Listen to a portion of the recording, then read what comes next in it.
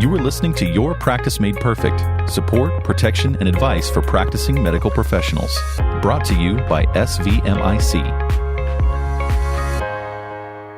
Hello, thanks for joining us today. My name is Brian Fortenberry, and on this podcast, we're going to be talking about the importance of physicians involved in the legal legislative part of practice because they don't think about that necessarily very often. And I have two great people here today joining us to talk about that, Sherie Edwards and Mr. Yarnell Beaty. Thanks for being here, guys. Thanks for having us. Thanks for having me. Well, before we get started, I'm really going to kind of hand it over to you to let you talk and discuss. But before we really even get to that point, tell us a little bit about yourself, about your background in this area. Sherie, you want to go first? Sure. So I am the Vice President of Corporate and Legal for State Volunteer Mutual. I have been with SVMIC for almost 20 years. Hard to believe that, but it will be 20 years in November. And over the years, my role has changed. Started out in claims, moved to corporate in 2011, and I've been handling the legislative work for the company since probably about 2002. I started just overseeing it, reviewing bills, and then it morphed into actually directing our lobbyists in the different states that we do business and also lobbying myself when there's a big bill. So that is my involvement, and I get to work with really great people at our different medical associations like Yarnell. And Yarnell, thanks for being here again. And tell us a little bit about yourself and about your background. Certainly. I am Senior Vice President and General Counsel of the Tennessee Medical Association. Okay. The Tennessee Medical Association is a 180-year-old professional organization for physicians. So we're a volunteer membership organization of specialists from across the state. My particular oversight is the legal department, the government affairs department, and the insurance advocacy department. And I've been with TMA for 18 years almost. Well, fantastic. A lot of experience, youth, but experience. Thank you. That's that's what we like to say. I tell you what, Sherie, I'm going to let you kind of jump in here and talk about this because you have a definitive background when it comes to this. And legislation and certainly government and how things are run can be tricky at times, can be complicated. It can be a little bit scary, too. It can be a lot of scary. It can be a lot of scary. Well, Yarnell, you and I are both involved in this process. I'm down there 4 months during the year talking to legislators, looking at the bills that are coming in. That's part of my job. And I know you're very dedicated to that, and you have a dedicated team that takes care of the government relations. All of the medical associations, wherever our listeners might be located, have dedicated government affairs or government relations teams that go and talk with legislators about different bills that are before them. Right. Given that we have those dedicated people, why should our listeners, physicians, practice managers, other healthcare practitioners, get involved in the legislative process? I'm asked that a lot, and I like to take practice managers and physicians through a little exercise. I ask them to close their eyes and imagine their medical office. Look at the door, walk in, go up to the front desk, the exam rooms. If you have a lab or imaging equipment in your office, if you think about it, everything that you've just envisioned is regulated by the state or federal government, and sometimes both. Regulations on medical advertising, your door, your sign, how you and your healthcare staff represent your credentials, whether you're a physician, a nurse practitioner, physical therapist, our friend HIPAA, who we've all familiar with, patient notices on your wall that are required by the state, registration of your medical equipment. All of these are the results of regulations promulgated by the government. Then think about parties who don't have your best interest in mind. Who might be out to get you?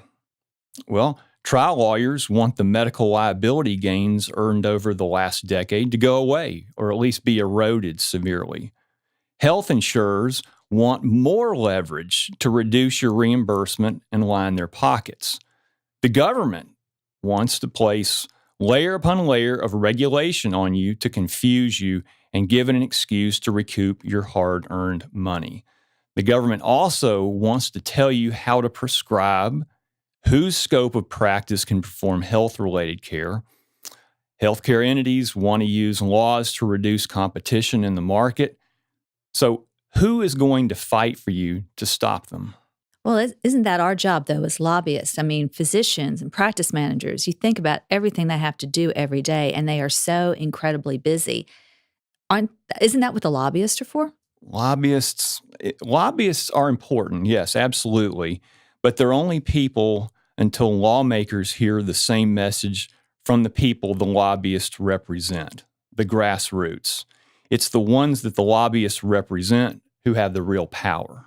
Right. And, that is interesting because you've got these people that are making these regulations. And to me, people that go into healthcare, whether it be physicians, healthcare providers, nurses, no one ever goes in saying, I want to do government legislation. I mean, that's not what they went into medicine for, right? Right. Exactly. I mean, it's a process that people don't understand. It's a process that's a little bit scary.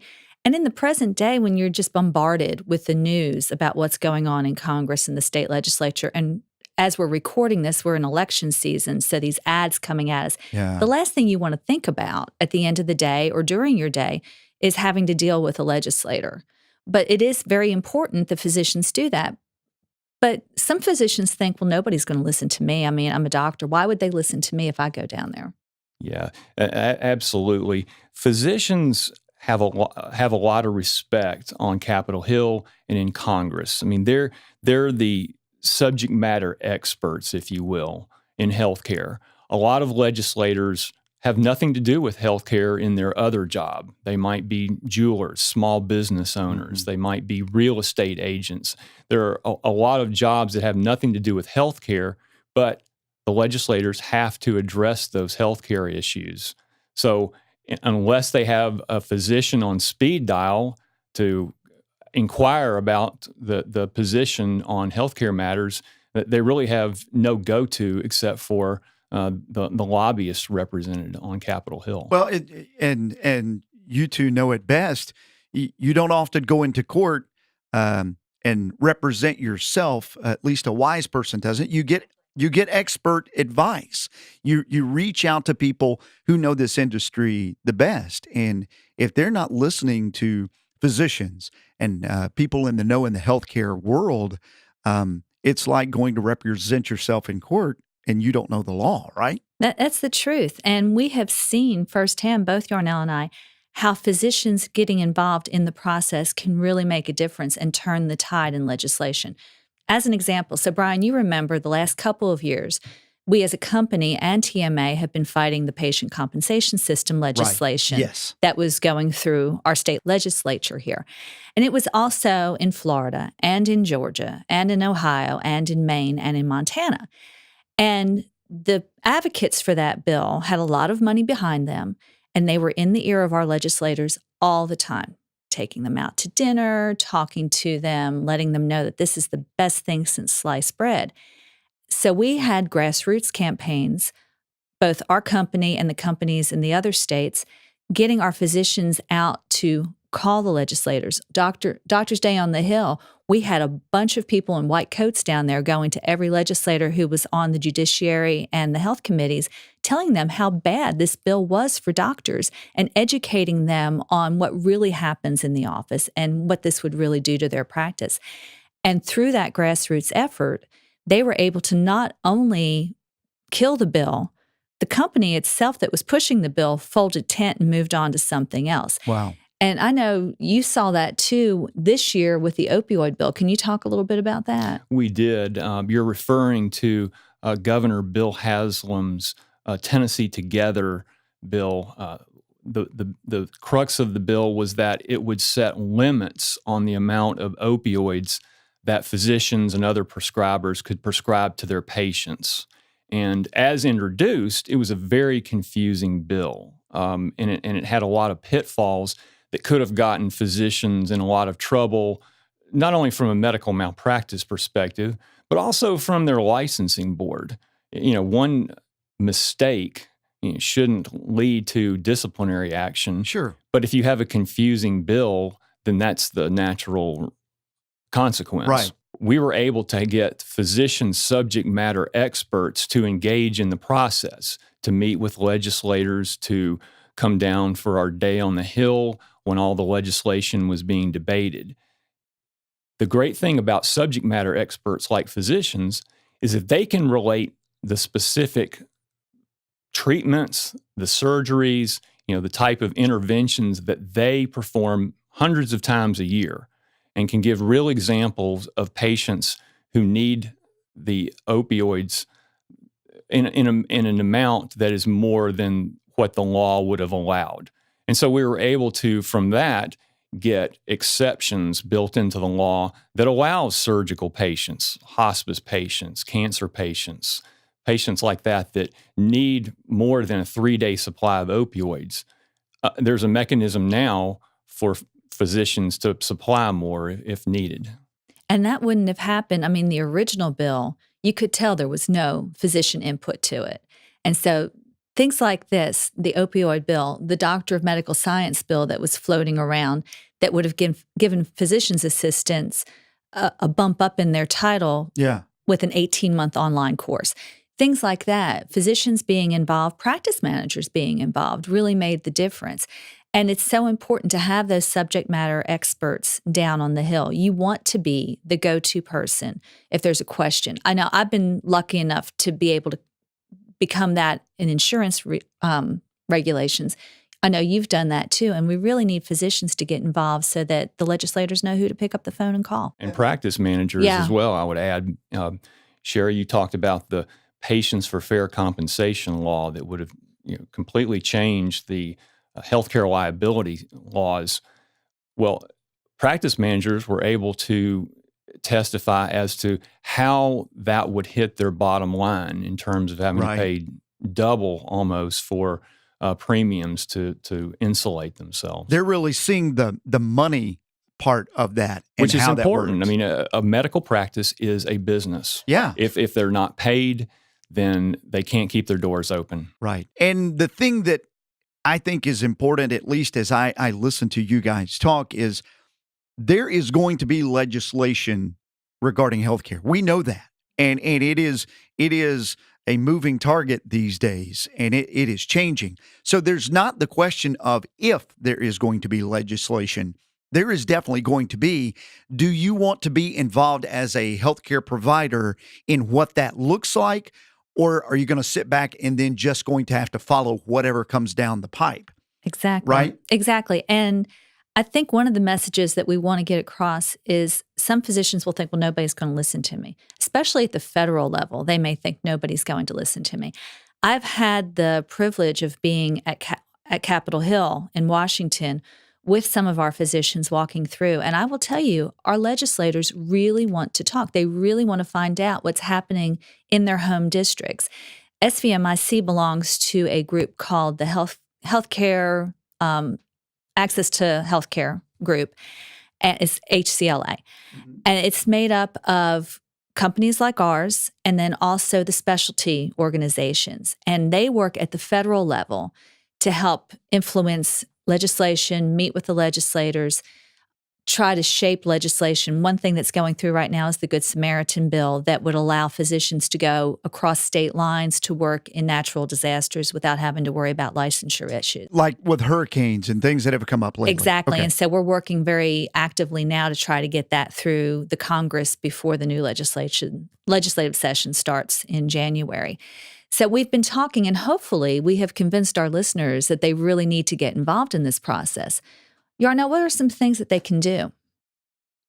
Well, a lot of physicians and practice managers, for instance, might be fundraisers for a charity or their church organization. So you ask, well, do you know the names of people who give you money? Probably so. Mm-hmm. Do you know the names of the people that give you a lot of money? Yes, absolutely. And so that's the same thing from a legislator's perspective. Now, donating funds to a legislative campaign doesn't buy you votes. It doesn't buy you anything, but it does give you access. If you're the physician on that legislator's speed dial for healthcare issues, you have a voice and you can listen. And the way the system is set up, one of the ways that legislators can get you noticed is if you donate money to a campaign, if you volunteer for a campaign, help Right. pass out flyers, be at the polls on those days. So there's little things like that you can do. But campaign contributions are a great way. But there are other ways, establishing relationships with legislators.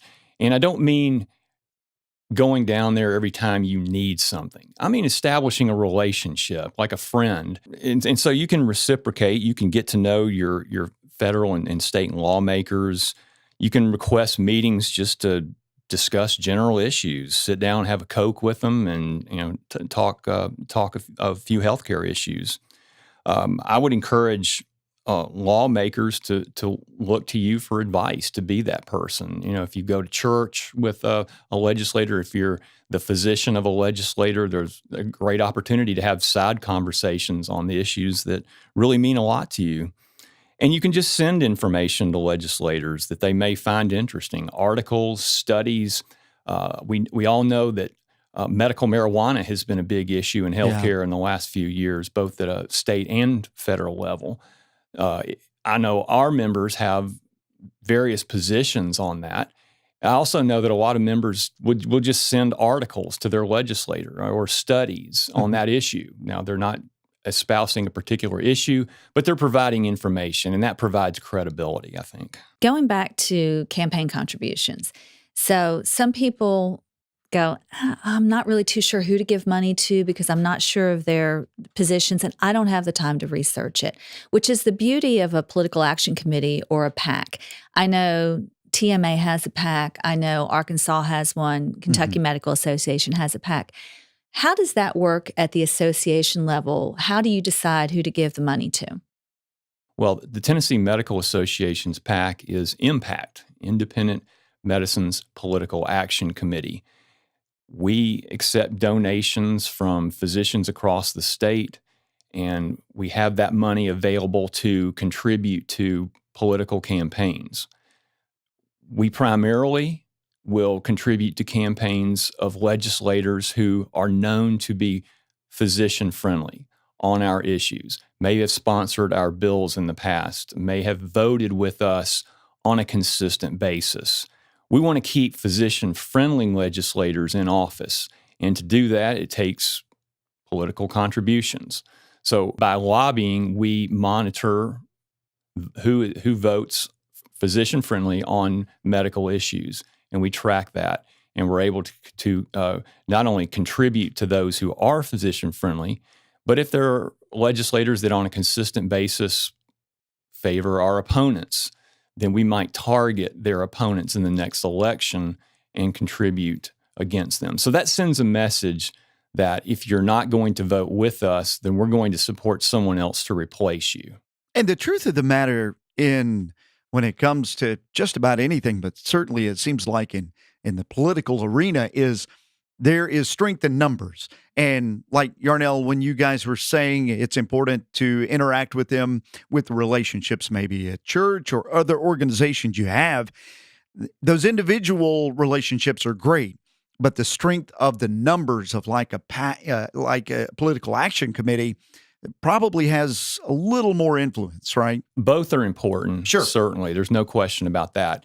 And the level of importance varies from legislator to legislator. So you have to do both. That's why you have to contribute, but you also have to have those grassroots relationships, Gotcha. Make those contacts, have those face-to-face sit-down meetings, and establish a relationship. It's a multidisciplined approach almost. It what is. you're It talking is. about. That's It the is. only way that you can achieve success. And I know one of my favorite days down at the legislature is Doctors' Day on the Hill. And it's so amazing to see these busloads of doctors come in from all over the state in their white coats and go and visit with all of their representatives and their senators. Having that mass of white coats there really sends a message. And TMA does a great job with that. I know the other medical associations do that too. How can people physicians and practice managers stay on top of what's going on in the legislature in Tennessee and in elsewhere, because we're not trying to be Tennessee-centric today, but I work with TMA more than I do the other two societies. Sure. So how can they stay on top of what's going on? Well, that's a great point, because in a typical 2-year legislative cycle, there may be 4,000 bills introduced. Only a fraction of those are healthcare, medical related. So how do you filter what it is that you as a physician are interested in? And I think the best way to do that is to join your state medical association, because we do that for you. We cull through every single bill filed, and we identify generally between 350 or 400 bills that directly relate to healthcare, or that are bills that could be amended to impact healthcare or physicians in some way or another. So we're tracking all of those bills. We know which ones are calendared for a committee, which ones move, which ones just stay there. So as bills move, we're engaged in every one of them. In order to follow that, if you're a physician, medical associations like ours have a multitude of ways to get the word out. For instance, we have, during the legislative session, we have a weekly e-news blast that goes to, it's called Political Pulse, and it goes out to all of our members and practice managers who sign up for it. And it gives a summary of where the important bills are in terms of committees and votes.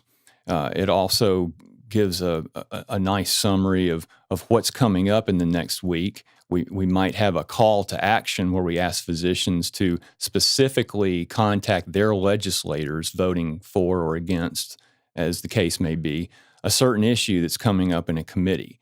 Because as we know in the process, bills, you don't have to have 132 votes.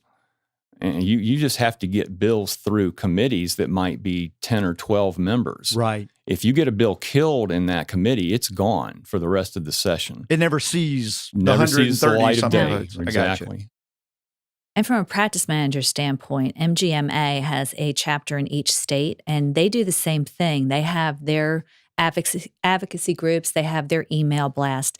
So that is a really great resource too. And then State Volunteer, SVMIC, our website, if there is a hot legislative issue that we need to let people know about, we will put that on our website.